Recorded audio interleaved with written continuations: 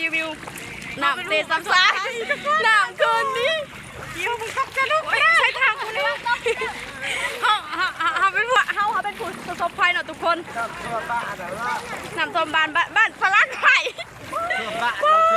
กูทากูเน่กูย่าอีไซเส้นทางกลางเนาะ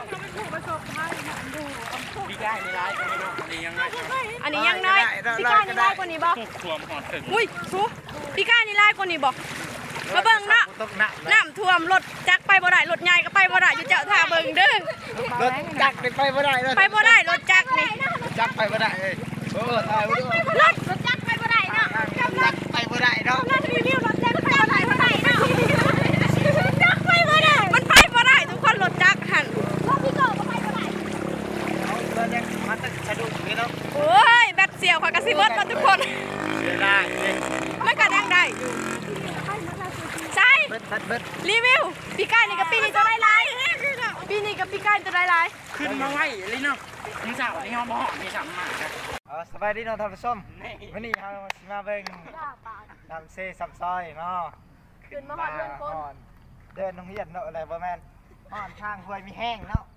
ทางเขาเฮียนปทุมเต็มรถใหญ่รถน้อยบ่สามารถสัญจรไปได้เนาะอันมาหาป้านี่ก็ได้เพราะว่าปีก้านี่เขาปีก้านี่นำขึ้นมาสบายดีท่านผู้ชมวันนี้มาพบกับคอยคือเก่าบ่ผ้าพลานเนาะวันนี้สิมารีวิวน้ำเซ่ซับซอยถึงว่าฝนตกมากอะคือว่าลายเตะเนาะมันไปเลิกไปยังไงนะคะชูยังเขาเอิญนะใหม่มันทะลุนี่คือคนขี้เหื่อไปรีวิวอยู่พุ่งต่อปะใหม่มันก่นเลยกระต่อใหม่ทำมารีวิวกระต่อกกใหม่แล้วป่ะน่ะชูตอนนี้จนก่นมาเบิ่งด้วยกระต่อใหม่มันสิร้อนความขัวเนาะมันสิโบตั้มเลาะหรือบ่เลาะอยู่พี่ใกล้นี่ต่ำดันตัวสะเทือนจนมันยื่นครัวเล็กกว่าจนบุ๋มติมันบ่ได้ถือกับอันเช้าตินะคือถือกับเช้าได้สูถือกับเช้าเลยค่ะบ่ถือบ่ถือหรอกเอาวิดเฉยวิดได้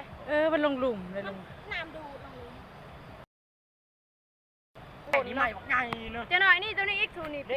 ปีนานี่ใหญ่กูดิใหม่มาไหมไปกันต่อ